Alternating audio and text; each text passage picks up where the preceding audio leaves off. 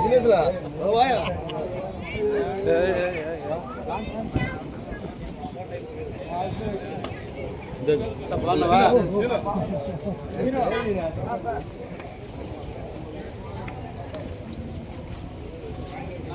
మీరు ఇప్పుడు జరుగుతాం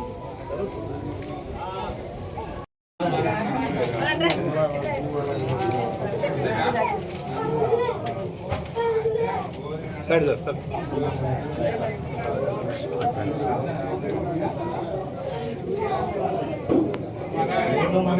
వచ్చే మనం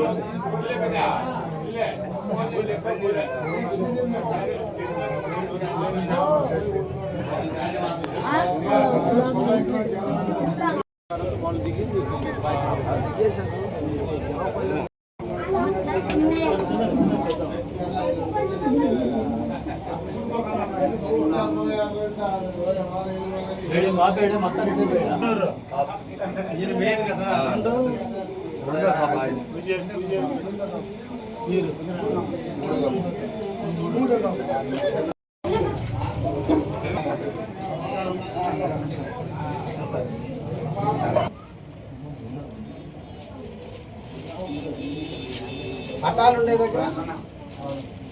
దగ్గర మామూలుగా పటమే పటంతో చేస్తాం అంతే. ఇప్పుడు అక్కడ అంత పెద్ద దినాలు జరిగిన నైట్కి అక్కడ పటమే ఊరేగి, ఇక్కడ మాత్రం విగ్రహాలు కూడా ఉన్నాయి. ఇక్కడ విగ్రహాలు కూడా విగ్రహాలు పెట్టారు. అవును, మనమే ప్రతిష్ఠ చేయించింది కూడా మనమే. పల్నాటయ్య గారిని మిగతాది కూడా పెట్టండి, నేను ఇప్పిస్తాను. Okay sir.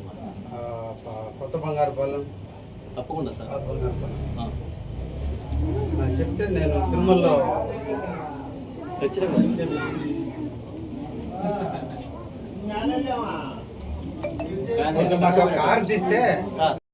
గ్రామస్తులందరికీ కూడా శ్రీరామ నవమి శుభాకాంక్షలు తెలియజేస్తూ, శ్రీరాముడు మనందరికీ ఆదర్శమైనటువంటి దేవుడు, ముఖ్యంగా నేను ఇష్టపడేటువంటి దేవుడు. ముఖ్యంగా మత్స్యకారులు,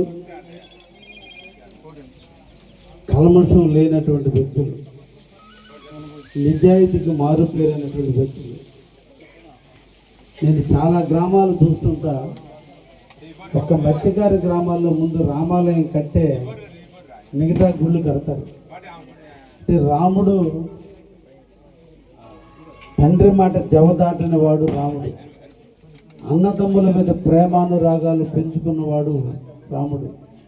మాట మీద నిలబడేటువంటి వాడు రాముడు.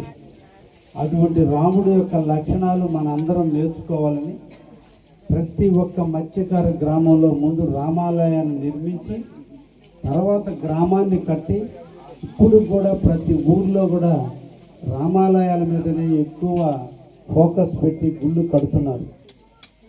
మీకు కూడా నేను మీ ఊర్లో రామ మందిరాన్ని ఇంకా పెద్దదిగా కడతానంటే నేను ప్రభుత్వం నుంచి కూడా మీకు డబ్బులు ఇప్పించేదానికి నేను సిద్ధంగా ఉన్నా.